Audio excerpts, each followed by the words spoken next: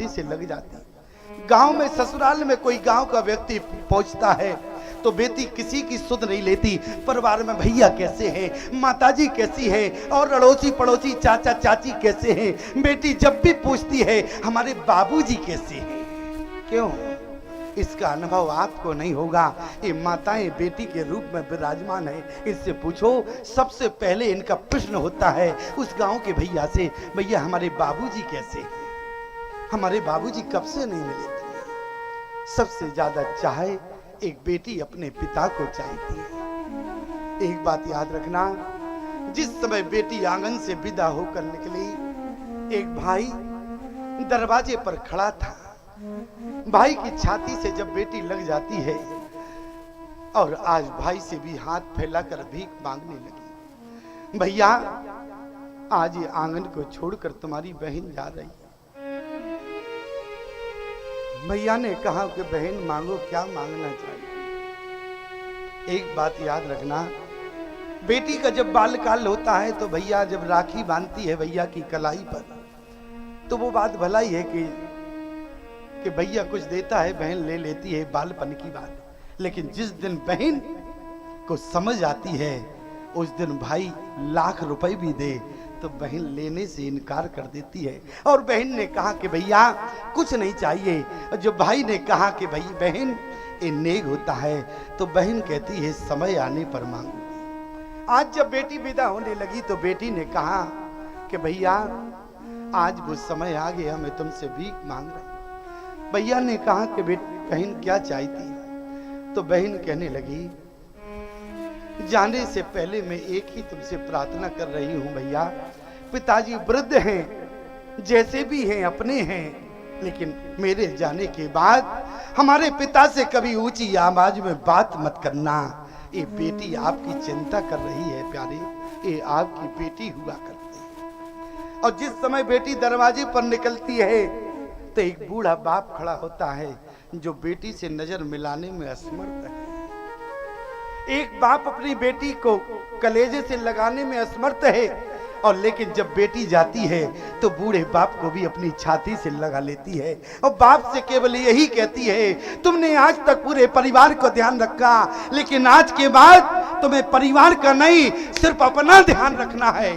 ये आपकी बेटी आपको सलाह देती है, आपकी हर हाल में चिंता करने वाली प्यारी आपकी बेटी होती है। एक बात ध्यान रखना, बेटा एक कुल का नाम रोशन कर दे गारंटी नहीं है, लेकिन बेटी बोले पुत्री पवित्र, यदि बेटी होगी जीवन में तो पुत्री पवित्र किए कुल दो, सुजस धवल जस कहे सबको। पुत्री पवित्र किए कुल दो, सुजस धवल जस कहे सबको। पुत्री पवित्र किए कुल दो, पुत्री पवित्र किए कुल दो, सुजस धवल जस कहे सबको। सुजस धवल जस कहे सबको। आज यदि समाज में बेटी होगी तो एक कुल का नाम नहीं बल्कि दो दो कुलों को रोशन करती। जिस समय प्यारे धनुष नहीं टूटा उस समय जानकी का भले ही हृदय घबराया हो, लेकिन जब जनक जी ने कुछ बात कही तो लक्ष्मण उठ के खड़ा हो। किसी ने कहा कि जानकी तुम्हारी विवाह की प्रतिष्ठा दांव पर लगी है, यदि विवाह नहीं होगा तो तुम कुमारी रहोगी। लेकिन देखो एक बेटा बोला लेकिन तुम मौन रही। लेकिन जानकी ने कहा अंतर सिर्फ इतना है, लक्ष्मण का बोलना उचित था क्योंकि लक्ष्मण बेटा की भूमिका में है और मैं एक बेटी की भूमिका में हूँ। बोले बेटा बाप से मुखर हो सकता है लेकिन बेटी बाप से जवान कभी नहीं लड़ाती, ये आपकी बेटी होती है। एक आपको प्यारे सत्य घटना सुनाए। एक पिता का जब समय पूरा हुआ, संसार से चला गया। उसके 4 बेटे थे, 4 बेटे थे, शमशान ले जा रहे थे अग्निदाह के लिए। चारों बेटे उसके कंधा दिए हो गए थे। और उसी समय प्यारे एक व्यक्ति समाज के बीच में आया, अर्थी को रोक दिया, अभी दाह संस्कार नहीं होगा। तो लोगों ने कहा कि क्या बात है? तो उसने कहा कि दाह संस्कार जब तक नहीं होगा, क्योंकि इस मरे हुए व्यक्ति ने मुझसे 1.5 लाख का कर्ज लिया था, और जब तक 1.5 लाख का कर्ज मुझे वापस नहीं करेगा तब तक जो है मैं अंतिम संस्कार नहीं होने, कर्जा चुकाना पड़ता है। ये बेटी नहीं चाहती कि मेरे पिता को अगले जन्म में किसी का गधा या बैल, किसी का नौकर बनना पड़े, इसलिए मैं अपने पिता का कर्ज इसी जन्म में चुका देना चाहती हूँ। एक बेटी आपकी जिज्ञासा रखती है। आज प्यारे उसका 10 घात 13वीं हुआ, बेटी ससुराल चली गई। और बेटी ससुराल में जाने के बाद देखती है, कुछ दिन बाद वो व्यक्ति बेटी की ससुराल में, बेटी ने दूर से देखा कि गांव के भैया आए हैं। बेटी दौड़कर निकल कर आई, ससुराल का मामला था। बेटी ने कहा कि भैया, मैंने आपसे कहा था कि कुछ समय लगेगा, लेकिन सूद समेत पैसा मैं तुम्हारा वापस कर दूंगी। लेकिन बेटा ने कर्ज नहीं दिया, लेकिन बेटी ने कर्ज चुकाने का प्रयास किया। लेकिन आज उस व्यक्ति ने उस बेटी के चरणों में सिर रख दिया। उसने कहा कि बेटी, आज मैं तुमसे कर्जा लेने नहीं आया हूं। बेटी ने कहा क्यों? अभी तो कर्जा शेष है।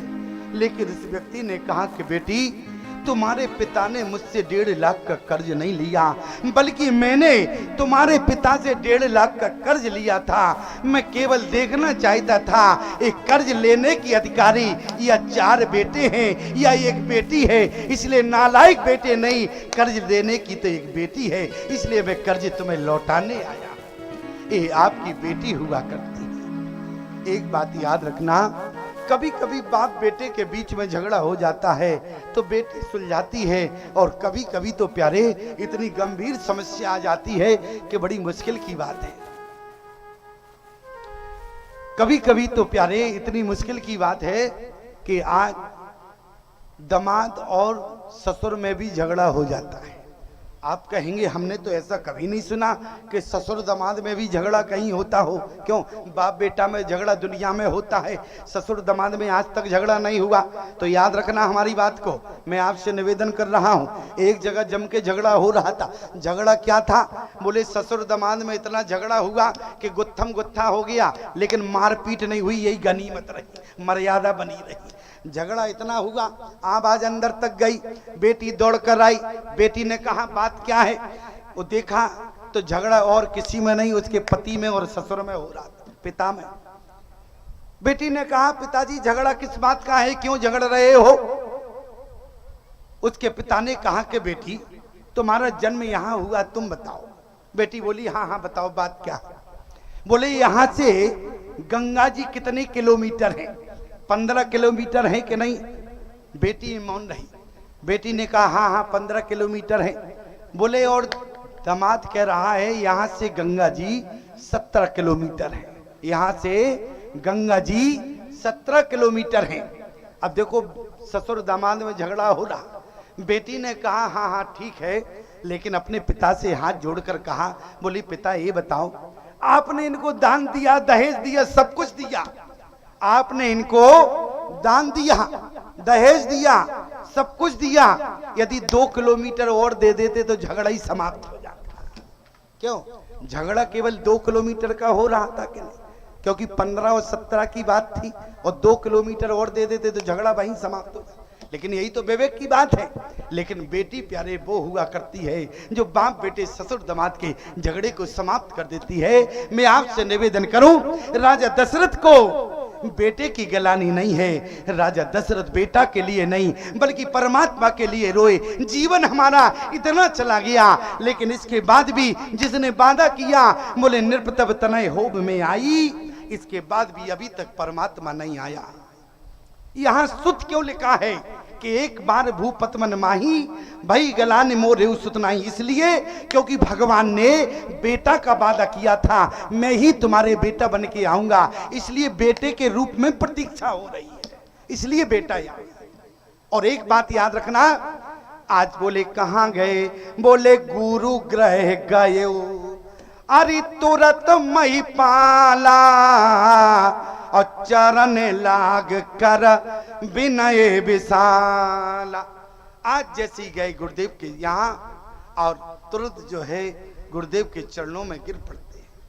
एक बात याद रखना, जिनके चरण गुरुदेव के यहाँ जाते हैं उन्हीं के घर में परमात्मा के चरण आते हैं, या जिनका जीवन गुरुदेव से जुड़ा होता है उन्हीं के यहाँ भगवान की कृपा होती है। और आज यहाँ पर गुरु ग्रह गयो तुरंत मई पाला चरण लाग कर विनय विशाला।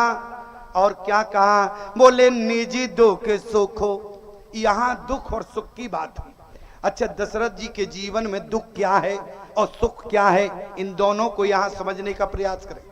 बोले निज दुख सुख सब अरे गुरु ही सुनायो। और आज दुख और सुख की बात राजा दशरथ ने की। पहले क्या कहा, बोले निजी दुख सुख। दुख किस बात का है कि अभी तक आए नहीं है, और सुख किस बात का है, अब आपके चरण मिल गए तो अब विलंब नहीं लगेगा, अब तत्काल आएंगे। और स्थिति क्या बनी, बोले धरो धीर हुई सुत चारी। आज 4 बेटों का आशीर्वाद मिला। किसी ने गुरु वशिष्ठ से कहा, ये बताओ वशिष्ठ जी, आपने 4 बेटों का आशीर्वाद दिया, अरे कम से कम मांगने आए थे तो एक बेटा की बात कह देते तो क्या ठीक नहीं था क्या? लेकिन वशिष्ठ कहने लगे फिर गुरु महिमा खत्म हो जाती। गुरु महिमा और भगवान की महिमा में अंतर क्या, इसको जानो। देखो, भगवान के यहाँ जब मनु जी गए तो भगवान से क्या मांगा, बोले चाहो तुम ही समान सुत, केवल बेटा मांगा। तो भगवान ने क्या कहा, अपने समान लाए और खुद ही आए, 2 बनकर आए कि नहीं। तो मेरा कहने का मतलब सिर्फ इतना है। और गुरुदेव के यहाँ गए तो बोले धरो धीर हुई सुत चारी। मैं केवल कहना इतना चाहता हूं प्यारे, यदि आप भगवान के यहाँ जाएंगे तो जितना चाहोगे उससे दुगना मिलेगा, लेकिन गुरुदेव के यहाँ जाओगे तो चौगना मिलेगा। इसका सिद्धांत कहता है भगवान के यहाँ दुगना भक्त को प्राप्त होता है, लेकिन गुरु के यहाँ चौगना मिलता है। प्रमाण क्या है, बोले धरो धीर हुई सुत चारी। आज 4 बेटों का आशीर्वाद मिला। अब गुरुदेव वशिष्ठ से दशरथ जी ने कहा, बोले गुरुदेव अब बोले आपके भक्त को क्या करना होगा। गुरुदेव ने कहा कि अब तुम्हें कुछ नहीं करना है, तो हम सब कुछ करेंगे। बोले क्यों, क्योंकि हम तुम्हारे पुरोहित हैं। अच्छा, पुरोहित का मतलब समझना क्या होता है। पुरोहित का मतलब होता है जो जजमान का पूरा पूरा हित करे, उसी को कहते हैं पुरोहित। इसलिए वशिष्ठ ने कहा अब तुम्हें कुछ नहीं करना है, अब सब कुछ हम करेंगे। तो ईमानदारी से बताओ, राजा दशरथ ने कुछ किया कि सब कुछ वशिष्ठ ने किया? राजा दशरथ ने क्या किया, बोले कुछ नहीं किया। किसने किया, बोले श्रृंगी ऋषि। अरे वशिष्ठ बुलावा पुत्र काम शुभ जग करावा। श्रृंगी ऋषि वशिष्ठ बुलावा पुत्र काम शुभ जग करावा।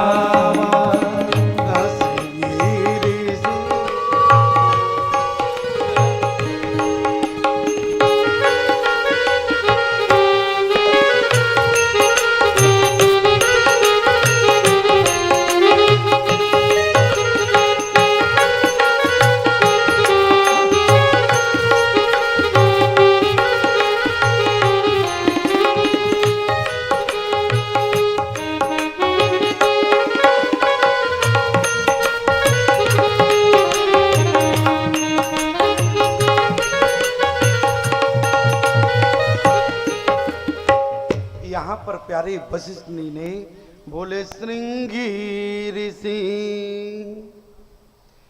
वशिष्ठ बुलावा और पुत्र काम शुभ जग करावा। आप मानस की चौपाई को इतने दिनों से पढ़ते हैं, लेकिन ईमानदारी से बताओ, हाथ उठा के बता देना, कभी तक ये आपके मन में विचार आया कि वशिष्ठ जैसे ज्ञानी ने, वशिष्ठ साधारण नहीं है बल्कि सो गुसाई विधि गति जय छे की सकई सुटार टेक सूटे की, युग बदलने की क्षमता वशिष्ठ में थी। और ऐसे वशिष्ठ जैसे ज्ञानी को अयोध्या की धरती में श्रृंग ऋषि को बुलाना पड़ा। इसका मतलब क्या होता है? इसका मतलब है कि वशिष्ठ को या तो पुत्रेष्ठ यज्ञ कराना नहीं आता था। क्यों? यही विचार तो जाएगा, नहीं तो श्रृंगी ऋषि वशिष्ठ बुलावा और पुत्र काम शुभ जग करावा। या तो वशिष्ठ को पुत्रेष्ठ यज्ञ कराना नहीं आता, या फिर पुत्रेष्ठ यज्ञ कराने के लिए श्रृंग ऋषि को क्यों बुलाया? एक बात याद रखना प्यारे, वशिष्ठ पुत्रेष्ठ यज्ञ कराना जानते थे, फिर अयोध्या की धरती पर पुत्रेष्ठ यज्ञ गुरु वशिष्ठ ने क्यों नहीं कराया? क्योंकि प्यारे, जिस समय अयोध्या के राजा मनु थे, जिस समय, क्योंकि मैंने अभी कहा था आपसे कि पति पत्नी का संकल्प एक होना चाहिए। पति की इच्छा अलग हो, पत्नी की अलग हो, तो वहां कभी भी संकल्प पूर्ण नहीं होता है। कभी मंदिर में जाओ, इस सूत्र की बात बता रहे हैं, यदि आप चाहो कि जो आप मांगे अगर वो पत्नी की इच्छा हो तो गारंटी देते हैं 1 साल नहीं लगेगी, पूर्ण हो जाएगी। और आप कुछ मांग रहे हो, हाथ जोड़कर आप कुछ मांग रही हैं, तो 1 साल तो क्या 7 जन्म साथ में रह लेना, कभी मिलने वाला नहीं होगा। क्यों? पति पत्नी की इच्छा अलग है। जबकि शत्रुपा जी ने क्या कहा?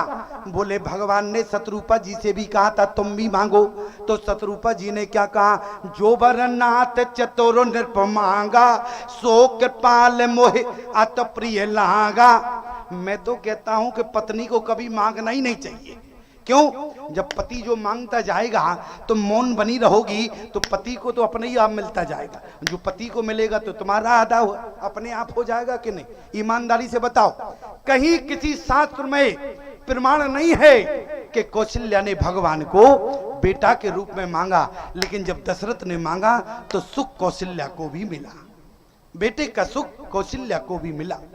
जिस समय अयोध्या की धरती के राजा मनु थे और उस समय पुत्रेष्ठ यज्ञ हुआ, वशिष्ठ थे उस समय, और उस समय प्यारे क्या हुआ? पुत्रेष्ठ यज्ञ क्यों होता है? ऐसा नहीं है कि आपके जीवन में संतान हो तो पुत्रेष्ठ यज्ञ नहीं करा सकते। पुत्रेष्ठ यज्ञ का मतलब होता है आपके भले ही संतान हो, लेकिन किसी विशेष संतान की प्राप्ति के लिए पुत्रेष्ठ यज्ञ होता है। और आज अयोध्या की धरती पर जिस समय पुत्रेष्ठ यज्ञ हुआ, उसी समय प्यारे जिस समय राजा रानी का संकल्प हुआ, तो संकल्प राजा का अलग था। राजा बेटा चाहता था, रानी बेटी चाहती थी। बोले बदल गया, क्या हुआ? बोले वहां पर बेटा की प्राप्ति नहीं हुई, पुत्रेष्ठ यज्ञ के बाद बेटी प्राप्ति हुई, क्योंकि राजा रानी का संकल्प अलग था। और पुत्र यज्ञ का मतलब होता है पति पत्नी का संकल्प एक होना चाहिए। तभी से जो है वशिष्ठ ने सौगंध खाई थी कि मैं आज के बाद कभी पुत्रेष्ठ यज्ञ नहीं कराऊंगा। वशिष्ठ पुत्रेष्ठ यज्ञ कराने में सामर्थ्य थे, लेकिन कराया क्यों नहीं? क्योंकि एक बार संकल्प गलत हो गया, लेकिन आज संकल्प सही है। क्यों? शत्रुपा मनु जी का संकल्प एक है। अब विश्वास हो गया, अब अयोध्या की धरती पर पुत्रेष्ठ यज्ञ सफल होगा। लेकिन खुद यज्ञ नहीं कराया। क्या लिखा? बोले श्रृंगी ऋषि अरे वशिष्ठ बुलावा और पुत्र काम शुभ जग करावा। आज प्यारे अयोध्या की धरती पर श्रृंगी ऋषि को वशिष्ठ जी ने बुलाया, पुत्रेष्ठ यज्ञ हुआ। अब पुत्रेष्ठ यज्ञ के में अग्निदेव प्यारे खीर का कटोरा लेकर प्रकट हुए। आज खीर का कटोरा लेकर प्रकट हुए। खीर का कटोरा अग्निदेव ने वशिष्ठ को दिया। जो वशिष्ठ कछ हृदय विचारा, सकल काज व सिद्ध तुम्हारा। आज अग्निदेव ने खीर का कटोरा वशिष्ठ को दिया और वशिष्ठ ने खीर का कटोरा राजा दशरथ को दिया और राजा दशरथ से कहा, एक खीर का कटोरा ले जाओ और जाके अपनी रानियों में वितरण कर देना। आज खीर का कटोरा राजा दशरथ लेकर आए और अर्ध भाग कौशल्य दीना, उभय भाग आधे कर कीना। आधा भाग कौशल्या को दिया खीर का, आधा फिर उसके 2 भाग बचे, फिर उसके 2 भाग करने थे। खीर बांटने में विशेषता क्या थी? 2 भाग उसके किए जाने थे, 1 भाग शेष नहीं बचना था। तो आधा भाग कौशल्या को दिया, फिर उसके 2 भाग किए और आधा भाग जो है कैकेयी को दिया और जो दोनों शेष भाग फिर 2 भाग हुए। तो दोनों भागों को कौशल्या और कैकेयी को स्पर्श करा के देवी सुमित्रा को दे दिए। गोस्वामी जी कहते हैं गर्व सहित आज बोले जाधिन ते हारी गर्व आए, जाधिन ते हरि गर्व आए। सकल लोक सुख संपत्ति छाए, सकल लोक सुख संपत्ति छाए। जाधिन ते हरि गर्व आए, जाधिन ते हरि गर्व आए। सकल लोक सुख संपत्ति छाए। सकल लोक सुख संपत्ति छाए।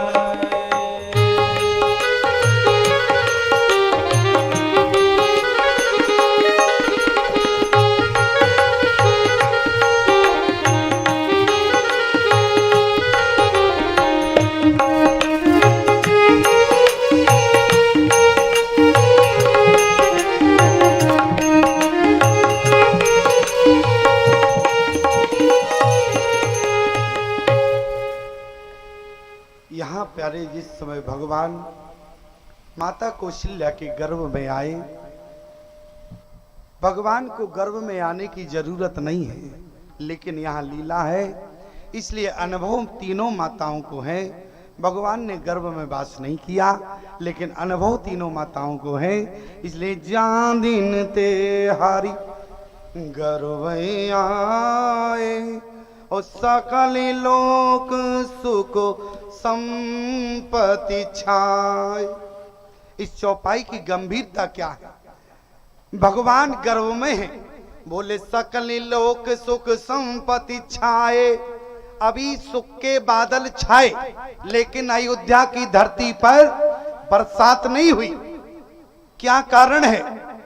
क्योंकि प्यारे अयोध्या की धरती पर सुख की बरसात नहीं हुई जबकि भगवान गर्भ में आ चुके हैं, जबकि बरसात होने लगना। क्यों? क्या कारण है? जबकि जब तक भगवान का विवाह नहीं हुआ तब तक अयोध्या की धरती पर सुख की बरसात नहीं हुई। वो बात तो ठीक है, गोस्वामी जी ने लिखा है यही विधि शिशु विनोद प्रभु कीना सकल नगर वासन सुख दीना, लेकिन वर्षा नहीं हुई। और मानस पड़ना सुख की बरसात कब हुई? क्योंकि भगवान मनु के समक्ष 2 रूपों में प्रकट हुए। एक तो माता जानकी के सहित प्रकट है और जिस समय परमात्मा ने प्यारे मनु को वरदान दिया, मनु शत्रुपा को वरदान देने के बाद भगवान अंतर ध्यान होने लगे। जानकी ने कहा कि प्रभु आपकी तपस्या एक और भक्त कर रहा है। भगवान ने कहा कि मनु जी ही तो तपस्या कर रहे थे, अब कोई तपस्या नहीं कर रहा। जानकी जी ने कहा जरा आंख बंद करके तो देखो, आप तो केवल मनु जी पर ध्यान दिए थे, देखो आपका एक और भक्त बैठा है। ईमानदारी से बताओ, मनु जी जिस दिन तपस्या करने गए उसी दिन से एक भगवान का भक्त और तपस्या कर रहा था। वो कौन था? वो मनु जी के मंत्री राजा हरदेव थे, मनु के मंत्री। जिस समय मनु के बेटा राज्य लेना नहीं चाहते थे, मनु ने जबरदस्ती अपने बेटे को राज्य दिया और राज्य देने के बाद लेकिन बेटा राज्य लेना नहीं चाहता था। क्यों? बेटा ने कहा कि पिताजी मुझे राज्य का अनुभव नहीं है। उसी समय प्यारे मनु ने अपने हरदेव मंत्री को बुलाया कि जब तक मेरा बेटा राज्य चलाने के अधिकारी ना हो या राज्य चलाना सीख ना जाए तब तक तुम राज्य को संभाल के रखोगे और राज्य चलाना इनको सिखाओगे। हरदेव के कानों में जैसी आवाज गई, हरदेव जी प्रसन्न हुए। हरदेव अपने घर में पहुंचते हैं प्रसन्न चित अवस्था में। हरदेव ने अपनी पत्नी से कहा कि भगवान आज अपने जीवन में बहुत बड़ी प्रसन्नता का दिन है। हरदेव की पत्नी ने कहा कि नाथ आज इतने प्रसन्न क्यों हो? बोले क्यों? बोले मनु जी जंगल में भजन करने के लिए चले गए और मुझे राज के भार सौंप गए, और जबकि जीवन भर मुझे उनके बेटों को राज का अनुभव नहीं सिखाना है, राज्य चलाना ही नहीं सिखाना, और जीवन भर हम ही राजा रहेंगे। अब मुझे मनु के बेटों को कुछ नहीं सिखाना। और इतनी सी बात हरदेव की पत्नी ने सुनी तो अपने हाथों की चूड़ियों को फोड़ दिया, अपने माथे से सिंदूर को पोंछ दिया। हरदेव की पत्नी बोली आज मेरा तो भाग्य फूट गया। अरे तुम्हारा जीवन में भाग्य का दिन खुल गया होगा, लेकिन आज मेरे जीवन में भाग्य फूट गए। हरदेव ने कहा कि भगवान आज हमारे तुम्हारे जीवन में कितनी प्रसन्नता का दिन है। लेकिन हरदेव की पत्नी ने कहा जिस राज्य को तिनका की भांति मनु ने त्याग दिया उसी राज्य को तुमने मोह के रूप में स्वीकार कर लिया। अरे मेरा भाग्य तो तब खुलता यदि तुम भी उनके साथ आज जंगल में भजन करने चले जाते, तो आज हमारा भाग्य खुल जाता। ये हरदेव की पत्नी ने कहा। और हरदेव की पत्नी ने जैसे ही कहा मनु नैमिषारण्य तीर्थ पर गए और हरदेव अपनी पत्नी के सहित किसी तीर्थ में गई, अपने भवन में ही तपस्या करने के लिए बैठ गए। हरदेव के जीवन में कोई संतान ना थी प्यारे। हरदेव भी बोले ठाड़े रहे, अरे एक पद दो। आज दोनों लोग एक पैल के बल खड़े हैं। जानकी ने कहा प्रभु आपकी तपस्या एक और भक्त कर रहा है। भगवान वहां आंख बंद करके आए। भगवान ने वहां भी कहा, बोले मांगे मांग बर, अरे भाई नभवानी। और हरदेव ने आंख खोला, भगवान के चरणों की ओर गिर पड़े। हरदेव जी ने भगवान से कहा कि प्रभु जो हरदेव चाहता था अब वो हरदेव को नहीं मिलेगा। जो हरदेव चाहता था वो अब हरदेव को नहीं मिलेगा। भगवान ने कहा कि हरदेव मांगो, क्या मांगना चाहते हो? हरदेव ने कहा कि प्रभु जो मैं चाहता था वो तो आपने राजा मनु को दे दिया। जो मैं चाहता था वो आपने मनु को दे दिया। इसका मतलब है कि हरदेव बेटा चाहते थे और भगवान ने मनु को बेटा रूप में आने का वरदान दे दिया। इसलिए आज हरदेव ने कहा प्रभु जो मैं चाहता था वो तो आपने मनु को दे दिया। लेकिन भगवान ने कहा कि हरदेव मैंने मनु से भी कहा था सकुच बिहाए मांग नृप बोई। उन्होंने यदि मुझे बेटा के रूप में मांग लिया है तो हरदेव मैं तुम्हें ज्ञान देता हूं, यदि मनु ने मुझे बेटा के रूप में मांगा तो तुम मुझे बेटी के रूप में मांग लो। बोले तुम्हारे यहाँ मैं अपने आप चला आऊंगा। और एक बात याद रखना, धरती पर निर्गुण निराकार ब्रह्म के एक निर्गुण निराकार ब्रह्म है, लेकिन धरती पर दो रूपों में प्रकट हुआ है। बोले कौन? एक तो राम के रूप में, एक जानकी के रूप में। हरदेव जी जनक बने और मनु जी दशरथ बने। प्रमाण क्या है? बोले दशरथ सुकृत अरि राम धर देही और जनक सुकृत मूरत बेदे। और ईमानदारी से बताओ, आप लोग तो पढ़े लिखे श्रोता हैं, क्या दोनों ब्रह्म में अंतर है? क्या मानस में क्या लिखा है? बोले गिरा अरत जल बीच सम, अरे कहियत भिन्न न भिन्न, ओ बंदो सीता राम पद, ओ जिन्हें परम प्रिय खिन्न। इसमें अंतर नहीं है। राम जी ही जानकी बनकर आए और राम जी ही बेटा बनकर आए प्यारे दशरथ जी के यहाँ। बस अंतर इतना है, बोले मनु की तपस्या दशरथ बनती है और हरदेव की तपस्या जनक जी बनते हैं आज दोनों के यहाँ। और जब धरती पर दोनों ब्रह्म अलग अलग रूपों में है, जब ब्रह्म का मिलन नहीं होगा तब तक सुख की बरसात नहीं होगी। और प्रमाण की बात आपसे कहें तो मानस में प्रमाण क्या लिखा है, जा दिन ते हरि गर्व में आए, जा दिन ते हरि गर्व में आए, सकल लोक सुख संपत्ति छाए, सकल लोक सुख संपत्ति छाए। जब ते राम, चौपाई का अंतर हो गया, ध्यान से सुनना। पहले चौपाई क्या थी, जा दिन ते हरि गर्व आए, जा दिन ते हरि गर्व आए। अब क्या है, जब ते राम ब्याह घर आए, जब ते राम घर आए, नित नव मंगल मोद बधाए, नित नव मंगल मोद बधाए। भुवन चारी दत बूदर भारी, भुवन चारि दस भूधर भारी, सुकृत मेघे सुखो बरसई बारी, सुकृत मेघ बरसई सुख भारी। जब ते राम ब्याह घर आए, जब ते राम ब्याह घर आए, जब ते राम ब्याह घर आए, जब ते राम ब्याह घर आए। दोनों चौपाइयों में अंतर क्या हुआ, बोले जा दिन ते हरि गर्व आए। और ब्रह्म का जन्म भी हो गया, लेकिन इसके बाद भी पूरी रामचरितमानस पढ़ना, अयोध्या की धरती पर सुख की बरसात नहीं हुई। क्यों, अभी निर्गुण निराकार ब्रह्म धरती पर दो रूपों में प्रकट हुआ। जब तक दोनों का मिलन नहीं होगा तब तक सुख की बरसात नहीं होगी। और फिर सुख की बरसात कितनी होती है, बोले जब ते राम अरे ब्याह घर आए, और नित्य नव मंगल मोद बधाए, भुवन चार दस भूधर वारी, सुकृत मेघ सुख बरसई वारी। यहाँ पर प्यारे सुख की बरसात होती है कब, जब जानकी और राम जी का मिलन हो जाता है, पानी ग्रहण संस्कार हो जाता है। लेकिन यहाँ बोले जा दिन ते हरि गर्व आए, अभी प्यारे सुख की बरसात नहीं हुई। और गोस्वामी जी आगे क्या लिखते हैं, बोले मंदिर में सब राजय रानी, और शोभाशील तेज की खानी।